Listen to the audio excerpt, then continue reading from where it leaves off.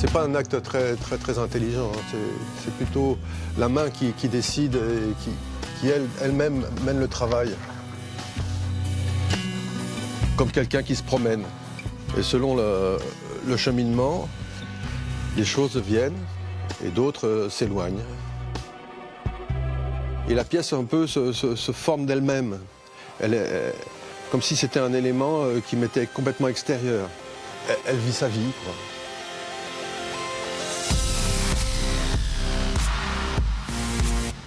Perché dans son atelier sur les hauteurs de Bastia, Guy-Paul Chauder peint sans relâche. Un besoin essentiel, vital. Passer de la figuration à l'abstraction, avec le désir d'aller toujours plus loin dans une démarche d'introspection, affranchi de la technique et se laissant guider par l'émotion, jouant avec la lumière et les matières, Guy-Paul Chauder nous propose sa vision poétique d'un monde, ou plus exactement, comme il le définit lui-même, d'une zone en équilibre entre deux mondes.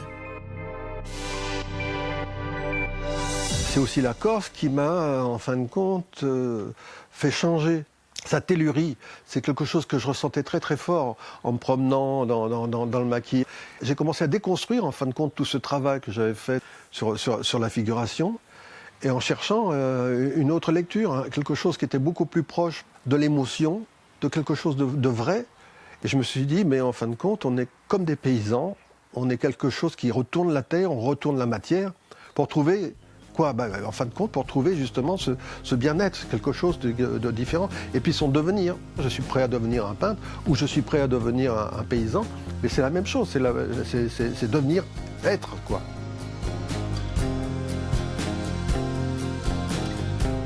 C'est la multiplicité des éléments qui commence à créer quelque chose. Là-dessus, après, je viens remettre d'autres choses, d'autres éléments qui vont en fin de compte être plus visibles et plus lisibles et ainsi de suite. Je travaille beaucoup avec des transparences. On le voit à la fin des travaux, c'est qu'il y a des jus qui vont revenir, qui vont sublimer en fin de compte les différentes matières, les vibrations, si vous voulez, qui sont dans la toile. Mais pour que ces sentiments vivent, il faut absolument qu'il y ait cette sous-couche assez réactive.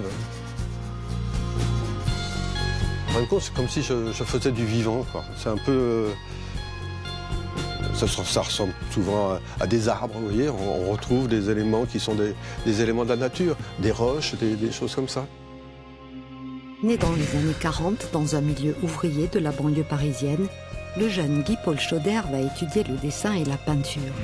Sa première exposition aura lieu à Paris en 1962. Au cours de ces années 60, il vivra à Londres et fera de nombreux séjours en Suède et au Danemark. Il s'essaiera à la photographie, même au cinéma, et se prendra de passion pour la musique contemporaine. Quand il arrive en Corse en 1979, c'est encore un peintre figuratif. Il maîtrise parfaitement la technique de son art, mais la facilité l'ennuie. Et peu de temps après son arrivée, et inspiré par le magnétisme de l'île, il passera définitivement à l'abstraction dans les années 80. Et un jour, je tombe sur un livre et j'entends Umbekant, c'est-à-dire les inconnus de la Shoah. Déjà, le drame est énorme. Et en plus, d'envoyer ces enfants à la mort comme si c'était rien. Et ce qui était terrible, c'est que les photos de ces enfants, parce qu'à l'époque, on faisait des photos les jours de fête. Et donc, on avait des photos gays, c'est de ces enfants qui ont un visage rayonnant, beau. Donc, je suis retourné à la figuration et j'ai fait une série de portraits. Mais j'ai voulu faire ces portraits comme je peins, c'est-à-dire jeter. Et surtout dramatiser, c'est-à-dire que je voulais montrer le drame de cet enfant, qui est en même temps joyeux et en même temps qui a été détruit par des hommes.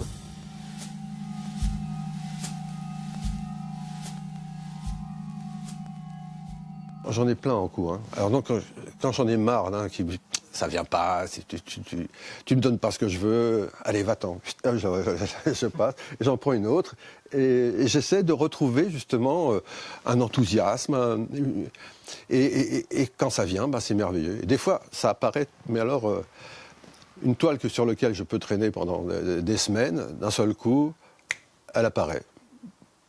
Perché Alors là, je sais pas.